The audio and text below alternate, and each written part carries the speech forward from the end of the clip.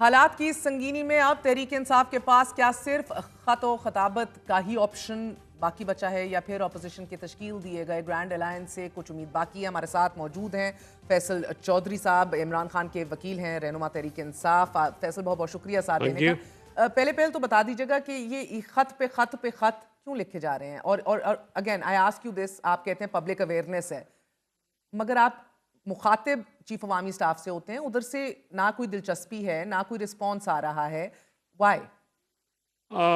मैं I would say कि जो मुखातिब हैं उनको पाकिस्तान को दरपेश चैलेंजेस का इदराक होना चाहिए और दे शुड रिस्पॉन्ड। जो इमरान खान से हमने बात की है, आज भी उनका थर्ड लेटर आ रहा है और उसमें उन्होंने कहा कि मैं उनकी इफ़्ज़ात के लिए और पार्टी के लिए वो कोई ना कंसेशन चाहते हैं ना कोई डील चाहते हैं।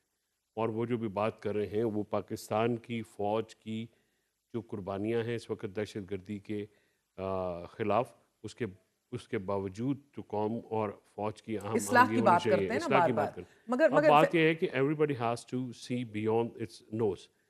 ये अना का मसला नहीं है, ये मुल्क का मसला है। मुल्क जो है किसी भी शख्सियत से, किसी भी इदारे से इम्पॉर्टेंट है। अवाम और मुल्क जो हैं वो होंगे तो इदारे और शख्सियात काम करेंगी। is इसीलिए this your Imran only option right now? Protests, letters, dialogue, Donald Trump, now IMF, dossier. Are you running out of we options? Will try everything, why wouldn't we? Because हम लोग जिस तरह से हमें रखा गया है, हमारे साथ पाकिस्तान में कौन सी ऐसी जाति दुनिया में है जो नहीं की गई।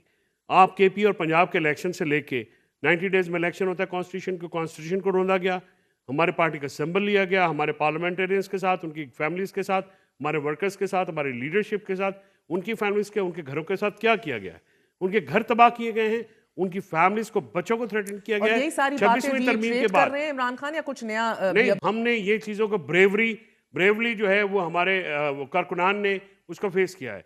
महर हमारे 14 बंदे शहीद हुए हैं, 14 बंदे शहीद हुए हैं 26 Faisal, I November want to को। और understand, कोई बंदा पाकिस्तान में कोई इंस्टीट्यूशन, मैं आपसे आई एम सॉरी, हाँ। Allow me to just complete my sentence.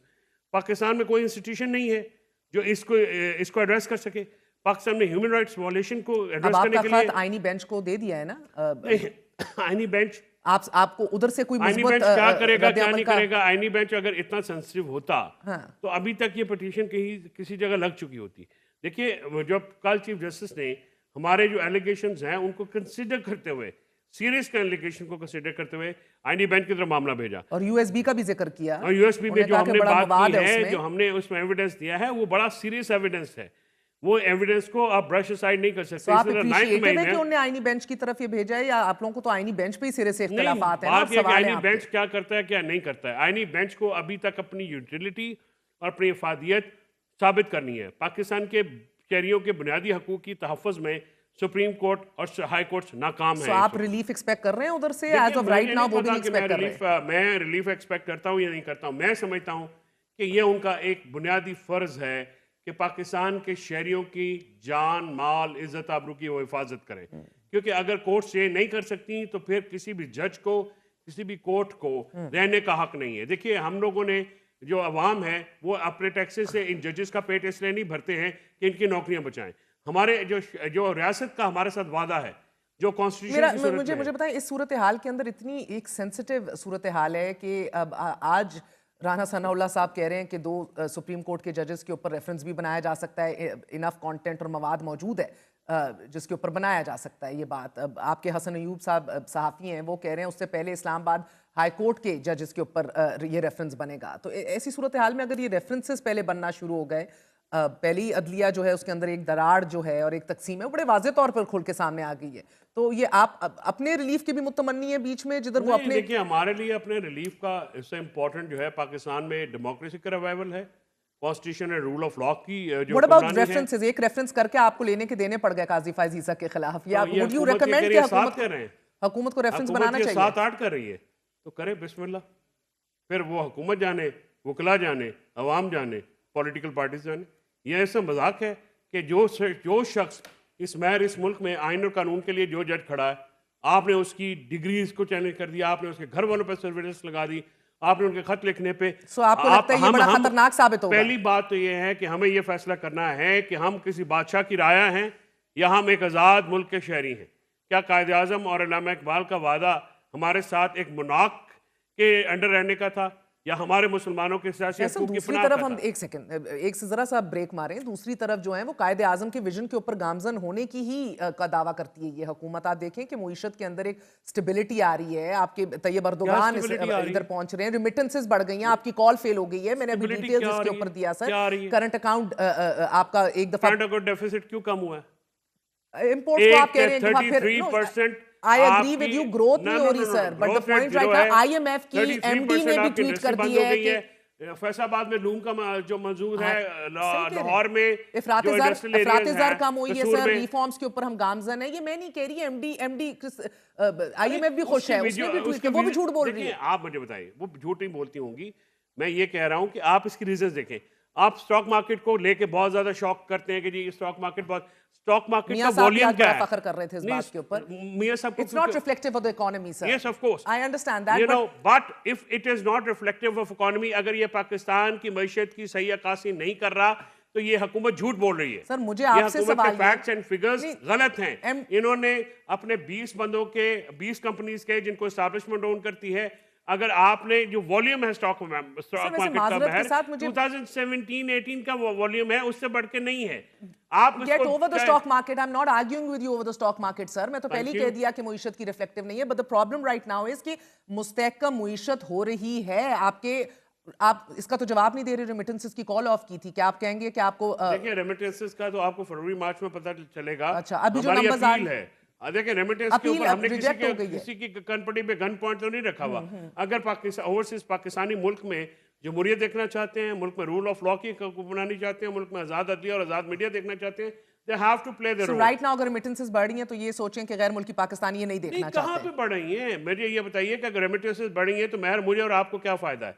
आम आदमी को क्या फायदा है? पाकिस्तान में आम आदमी की जिंदगी इंप्रूव हो रही है, तो क्या पाकिस्तान में आम आदमी के लिए महंगाई बढ़ गई है या कम हुई है? सवाल इधर बड़ा ये है कि और आप अभी ये हुकूमत जो कह रही है, you will agree with me कि मुल्क में महंगाई बढ़ने की शरह कम हुई है, महंगाई कम नहीं हुई। महंगाई कम, शरह तो कम हुई है सर, बात नहीं, बट इंटरेस्ट रेट्स कम हुए हैं, अब बिजली के रेट्स कम करने की बात और गो अहेड ले चुके हैं शहबाज शरीफ साहब। ग्रोथ रेट पॉपुलेशन की ग्रोथ के मुताबिक नहीं है, अनएम्प्लॉयमेंट बहुत है, 2 मिलियन लोग जो है ओवरनाइट तो नहीं सही होना था ना। Again you not an economist. 13 million 1 crore 30 lakh बंदा पाकिस्तान छोड़ गया है, 20 अरब रुपए का वज़ीर मुबादला पाकिस्तान से बाहर ले गए हैं। I am not arguing with you over the economy Faisal. इस बुनियाद पे कामयाबी का दावा कर रही है ये हुकूमत जो है। एमडी IMF झूठी है, कह देना, बयान दे दें, झूठ पे काम कर रही है। एमडी IMF भी झूठी है, झूठी है, मकार है, कह दें। मुझे नहीं पता कि एमडी IMF का बैकग्राउंड क्या है। ठीक है, मगर मैं मुझे अगले सवाल पे आने दें। मेरे इस्लामाबाद, मेरे जेलम, मेरे लाहौर, मेरे सर सवाल पे आने दें। मेरे सिंध में, मेरे बलोचिस्तान में, मेरे KP में लोगों को महंगाई का सामना है, बेरोजगारी का सामना है। मैं आपसे एक सवाल करना चाहती हूँ, अगर आप मुझे इजाजत दीजिए सर। मुझे सिर्फ ये समझा दीजिए कि IMF को आप जो डॉसियर हैंडओवर करते हैं, आप चीफ जस्टिस को अपने USB दीजिए, बिस्मिल्लाह, you have all the right to do so. आप IMF को पहले भी खत लिख चुके, आप इस तशवीशनाक सूरत हाल जिसको आप कह रहे हैं बेड़ा गर्क हुआ है, कोई स्टेबिलिटी नहीं आई, एक पैकेज है जिसके सर के ऊपर हम चल रहे हैं और बार बार डिफॉल्ट से बच रहे हैं, आप उनको एक डॉसियर देना चाहते हैं और दे चुके हैं, बल्कि आज आपने उनका हैंड ओवर कर दिया है उमर अयूब साहब ने, जिसके ऊपर आप तमाम तर अपने साथ ह्यूमन राइट एक्सेसेस, अपने साथ तमाम जो आपके साथ हरकतें हो रही हैं उसको आपने कलमबंद किया है। I hope you condemn that. What is happening? So that is not the question. I'm not the one being interviewed here. My problem right now is sir कि जब इतनी सेंसिटिव टाइम से पाकिस्तान गुजर रहा है और आप खुद कह रहे हैं बेड़ा गर्क हुआ है, क्यों IMF को ड्रैग इन कर रहे हैं डोमेस्टिक इश्यूज के ऊपर? From absolutely not to please बिस्मिल्लाह कम है कि कल को ये पैकेज विड्रॉ कर दें ह्यूमन राइट्स के नाम पे या एक्सेसेस के नाम पे। वायलेशन जो इश्यूज हैं वो किसी मुल्क का मसला नहीं है, यूनिवर्सल इशू है। आपको मैं याद कराना चाह रहा हूं कि बने ना, मंडेला कहते हैं, मंडेला बने। भाई बात ये है अपने डोमेस्टिक इश्यूज को खुद कीजिए। मोहम्मद अली जिन्ना ने फलस्तीन कॉज को क्यों सपोर्ट किया? सिर्फ ह्यूमन राइट्स की बुनियाद के ऊपर। ह्यूमन राइट्स पाकिस्तान का मसला नहीं है, ये यूनिवर्सल इशू है। Would you rather? Hang on sir, एक सेकंड, मेरा सवाल सुन लीजिए सर। हम उनको एक सही पिक्चर नहीं दिखाएंगे कि देखिए आपका ये इशू है, हमारे बच्चों के साथ, हमारी औरतों के साथ, हमारे रहनुमाओं के साथ, हमारे लीडरों के साथ, हमारे कारकुनान के साथ, 14 बंदों की शहादतों के साथ हम बैठे इस मुल्क में। बिस्मिल्लाह सर, बहुत शुक्रिया। सवाल सुन लीजिए, कल को अगर ये पैकेज खींच लेते हैं और आप मुंह के बल गिरते हैं, इट्स ओके। तो फिर आप मुल्क में रूल ऑफ लॉ लाइए। इंडिपेंडेंट Rule of law का क्या करेंगे? 4 निकालेंगे आप बैठ के अगर हम default हो गए, सर? हम यहाँ पे मुल्क के साथ या अमरीयत के साथ नहीं रह सकते।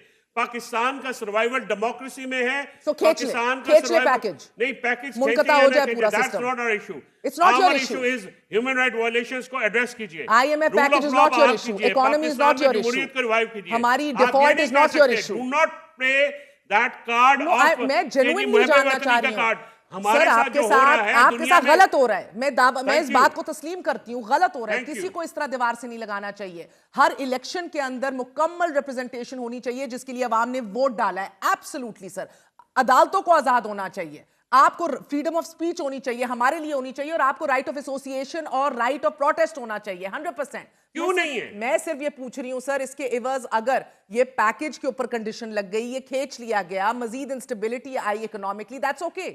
आप मुझे ये बताइए कि पाकिस्तान I'm just तहरीक इंसाफ से आप तो करते हैं कि 2.5 साल से हम मार खाएं, बच्चे हम अपने उठवाएं। आप मेरे सवाल का घर जवाब अपने- नहीं दे रहे सर, वही मैं बात नहीं कर रहा तवक्को हूं। करती, मैं तो बच्चे रियासत औरतों से की भी हम तवक्को अपनी नहीं इज्जतें करती। पामाल मैं कराएं, आपसे चादर सवाल कर चारदीवारी रही का हूं। तकद्दुस पामाल हम कराएं, Sir, what अपने is- लीडर को 1.5 साल से हम अंदर रखें, उसकी Faisal, बीवी what को is at हम risk जो है- here? भाई बात ये है कि you are not been able to treat your citizen in accordance with the constitution and the law.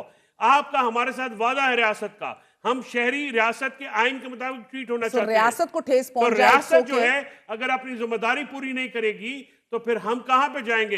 अदलिया हमारी बात नहीं सुन रही, हमारी पिटीशंस नहीं लग रही, हमारे बंदे जो हैं वो शहीद हुए हैं उनकी कोई बात नहीं सुन रहा, हमारे लोग जख्मी हुए हैं, हमारे 1.5-2 साल से लोग 9 मई के झूठे केसेस में अंदर हैं। अगर हम पीटीआई को आज छोड़ दें तो आप सारे कहेंगे कि ठीक है आप बरील जमाएं।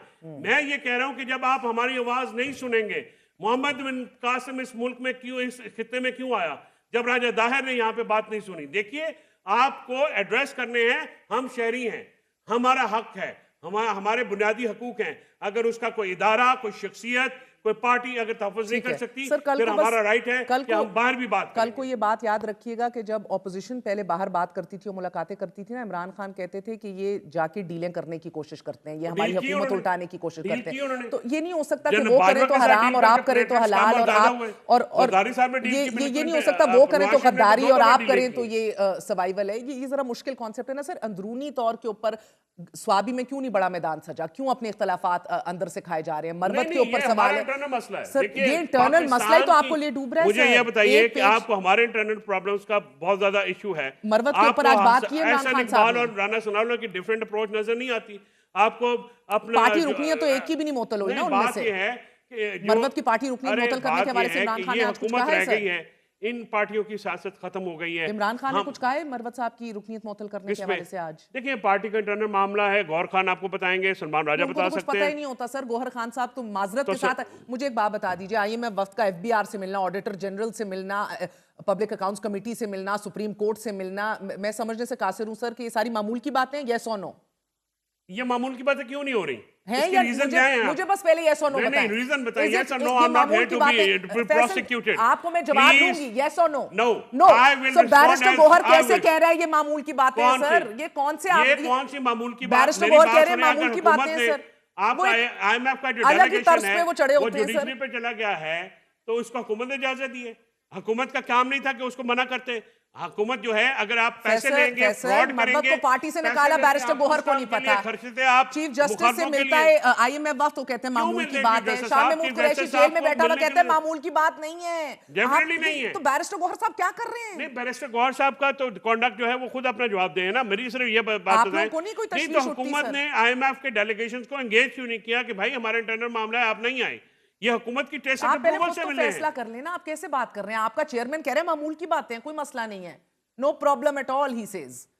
तो आप खुद तो फैसला कर लें। मैं समझता हूं कि IMF के वफद की जो ये मुलाकातें हैं, आपका चेयरमैन नहीं समझता ना सर, आपका चेयरमैन नहीं समझता। Chairman has to enhance his knowledge, उनको करना चाहिए। ये मैं कह रही हूँ ना सर। और हमारी पार्टी में चेयरमैन खुदा नहीं होता। अच्छा। हमारी पार्टी में इमरान खान साहब से भी लोग इख्तिलाफ करते हैं। अल्लाह माफ करे सर, इमरान खान भी खुदा नहीं है। मैं ये कह रहा हूँ कि वो खुदा नहीं है, इख्तिलाफ करते हैं हम, इसलिए कि हमारी पार्टी में जमहूरियत है। ओके, हम ये नहीं कह सकते कि अगर हमारा चेयरमैन कोई बात करेगा और मैं उसे इख्तिलाफ करता हूँ तो मैं पब्लिकली नहीं कह सकता। I can say that and my chairman Marwat तो पब्लिकली जो कहते हैं लेने के देने पड़ जाते हैं। तो मरवत से क्या मसला है sir? Chairman will endorse it. Marwat साहब से क्या मसला है? मैं समझता हूँ कि मरवत साहब का जो तरीकाकार है वो गलत था, लेकिन मरवत साहब के साथ जो ट्रीटमेंट हो रहा है मैं समझता हूँ कि उस पर नजरसानी की जरूरत है, वो भी गलत है फिर। नजरसानी की जरूरत है। ओके, और इमरान खान ने इस हवाले से आज क्या कहा?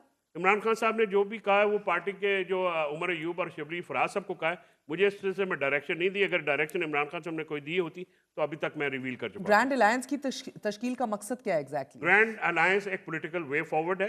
पाकिस्तान की तमाम जमातें जो पार्लियामेंट के अंदर हैं, पार्लियामेंट के बाहर हैं, हम उनको लेके आना चाह रहे हैं एक नुक्ते के ऊपर, revival of democracy, human right violation और रूल ऑफ लॉ की हुक्मरानी के ऊपर।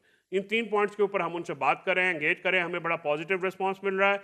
जो पार्लियामेंट के अंदर जमाते हैं या पार्लियामेंट के बाहर शख्सियात हैं पोलिटिकल, हम उनके साथ और डिफरेंट सेगमेंट्स ऑफ द जो वॉक्स ऑफ द लाइफ में जो हमारे लोग हैं, लॉयर्स हैं, जर्नलिस्ट हैं, पीका के भी ऊपर हम बात करें, आज़ाद अदलिया के ऊपर भी बात करें, 26वीं तरमीम की जो शिकें हैं जो अदलिया से मुतल्लिक हैं, हम अपने जो JUI है या दूसरी जिनके तहफ़्फ़ुज़ात हैं हम उनको दूर करने की कोशिश करें और वी आर ये ट्राइंग कब टू तक ब्रिंग देम खत्मी ऑन द शक्ल? Same page. अब आप लोग अर्ली इलेक्शंस का एक ही मकसद अभी तक आप लोगों ने हाईलाइट किया है, मगर चीफ इलेक्शन कमिश्नर तो अभी तक तब्दील हुआ नहीं है सर, उसके लिए भी अभी काम That's also part of that London plan and election fraud.